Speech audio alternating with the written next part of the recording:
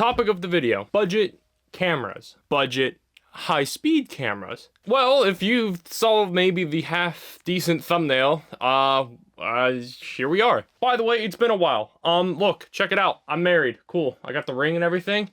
And then also, I bought a house. Stuff is expensive and living is expensive. But hey, I think I'm making it all right. In this video, I would like to just go over briefly the ideas of a high-speed budget camera, as well as the future, we'll say, for high-speed cameras that are budget-friendly. So let's start off. What is a budget high-speed camera? That is a good question, because personally, I feel like if you're in the professional world, all these cameras are budget high-speed cameras. So let's give a brief update where we last left off. We had the Chronos 2.1 HD and the Freefly Wave and battled out whatever, and I compared both the cameras. Now, I say compare because they weren't against each other. I technically think they're both high-speed cameras. They do similar things, but they're both also very different in their own ways. And when we last left off in that saga, Freefly just announced the Ember. And by golly, does it still look like a masterpiece of a camera when you look at the specs and everything that it does. But let's continue that saga where it left off. Shortly after I got married, Kron Technologies, they came out with not one, but two cameras. That's two cameras. And this was exciting, I'm sure, for everybody, because we all thought, okay, the Ember just came out, and the price doesn't seem so much more budget-friendly compared to, you know, what the Wave was essentially worth. They released two new cameras, and then you look at the price. Oh, no. Yeah, cool update right here. As I'm about to export this entire video and post it finally, after, you know, working on it for way too long, I go to check Kron Technology's site, and I find out that the Q12 is just not there. You can't find it. When you click the original link to pre-order it, that link just takes you to the main website in the 4K 12, and on the spec sheet, it's not even there. So what I'm about to say, just, you know, take it as information, I guess, because I don't even know if it's valid anymore. Who knows? But this video's long overdue and it needs to get out. So as soon as I saw that announcement without any price information, I immediately felt like I made the wrong move with sticking with the Freefly Wave, thinking that I should have just waited a little bit longer and then picked up the new Chronos 4K 12 or the Q12. Those prices, to me, are not more of a budget-friendly high-speed shooter situation. In fact, I think those are more like down payments for a house or something like that. In fact, if I'm not mistaken, my wife and I put down a similar amount for our house. And then I saw it. There was a new announcement for a Freefly camera. Is Freefly gonna come in clutch and release a more budget-friendly camera? No, the answer is no. In fact, they did the complete opposite and released a more expensive camera. But to be fair, there's good reason behind that. The Ember 2.5K released yesterday, Monday. It's Tuesday. Looking at the footage of that, immediately it is just mind-blowing how great that looks. I am so impressed with how good quality the picture is, as well as how well it maintains color. Essentially, the Ember 5K and the Chronos 4K 12 are like the same thing, and the Chronos Q12 and the Freefly Ember 2.5K are like the same thing. Those two essentially are in groups battling it out. But here are some of the frame rates for the 4K 12 and the Freefly Ember, and the Q12 and the 2.5. And that's where we get into the new specs of the Chronos and the Embers now. They also added kind of like a buffer mode to it that buffers on the SSD, so it's kind of like a Chronos where you set it for a specific time, and then when you stop, it saves like that small chunk of footage, rather than, you know, letting the camera go for 8 hours and having to scrub through, you know, 8 hours of slow motion footage. I feel like I don't even need to go over the Embers anything, because I feel like when it comes to everything, they knocked out of par. The only issue I really saw was they're getting rid of E-mount, because Sony sent a cease and desist, essentially, saying, hey, don't use E-mount anymore.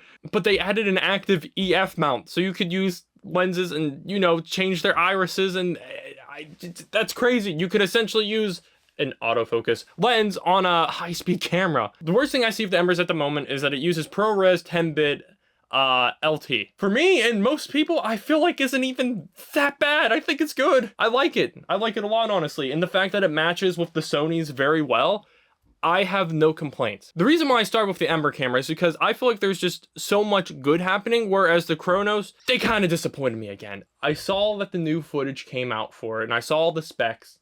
And first, let's talk about the Chronos color. I understand that it's beta footage, but when you look at the footage in color and dynamic range and just quality compared to the Ember, it doesn't look that great, honestly. And besides that, the one thing that I was so excited about, maybe they took it from me, I don't know, I don't want to take credit for it, but if they did, that would be kind of cool. The new Chronos cameras have a built-in SSD, so you can save straight to that instead of like a SATA drive, which I was thinking, oh my goodness, they added a camera with RAM and an SSD so you can record to the SSD at lower frame rates but have continuous shooting in slow motion. That was not the case. Instead, the SSD just saves your footage 3 times faster than the Chronos 2.1 HD, which I did the math, and roughly the Chronos 2.1 HD at 16 gigabytes records a full RAM save at like 9 minutes. So if you do the quick math, and if it's 3 times as fast as 9 minutes, the 4K 12 would save at 3 minutes for a full RAM save.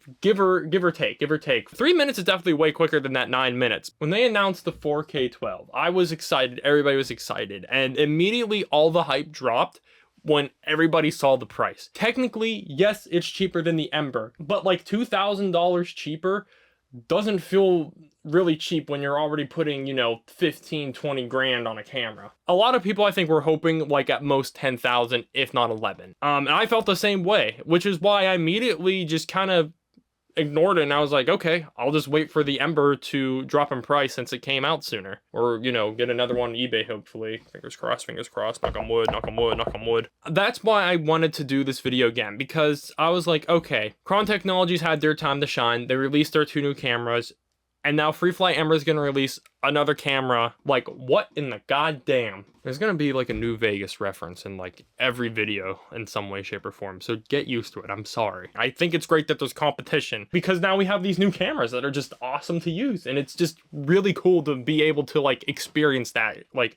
essentially watching these lower priced high-speed cameras like essentially be made. This is a big part of me, essentially, in my life. I was so interested in high-speed cameras, as I'm sure a lot of you guys are too, and the fact that, like, the common average Joe insert person here could just pick one up and use it for whatever they want. It's just, it's mind-boggling. But let's go back to the topic of this video, budget high-speed cameras. The more budget-friendly options are not the new Embers or the new Chronos cameras. In fact, they are the old generation, personally. When you look at the difference in price, it's actually kind of crazy, the price difference. The Chronos 2.1 HD, I think at max price is like 8 grand, I think, or something along those lines. And then the Freefly Wave is like 8 grand, which is still a lot, don't get me wrong. But when you put that is half the price of the newer models, that's to me like budget friendly.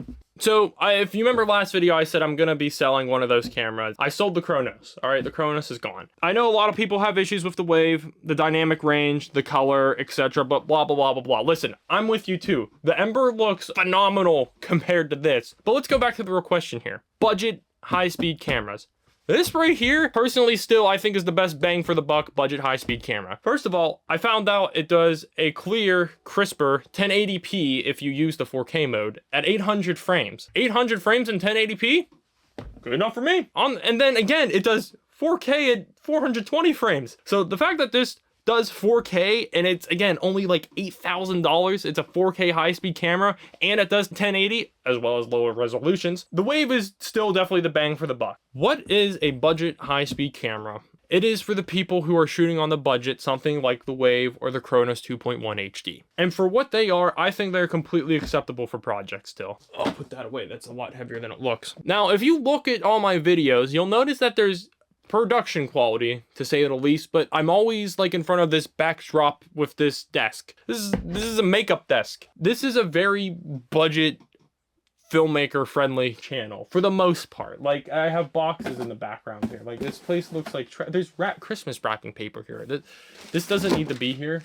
I wanted to use some of the nicer stuff, but also use the stuff that was more budget friendly. A great example is when I started with those random lenses that I just found at the thrift store essentially, and I was like, huh, I wonder how they'll look on like a Sony camera. I like to see what I can essentially create with the stuff that I have. That's pretty much like the motto of this channel. The moral of the story is, for at least for me, is that as much as I would love to compare the new Ember cameras against the Chronos cameras, I am unable to essentially afford them and essentially make that video. And I'd love to give that information to the people to understand what they're like side by side and different lightings and all that and how they look just straight out of the camera. But I do hope that one day I'll be able to eventually somehow do it. But I think that's going to be it for me. It's getting really hot. My Godox light is broke and stuck at 100% power. I will be doing more videos in the future, of course, but just with getting married and buying a house and getting everything ready to move, it's been a lot. But I finally had time to sit down and make this video, and I'm glad I did because it was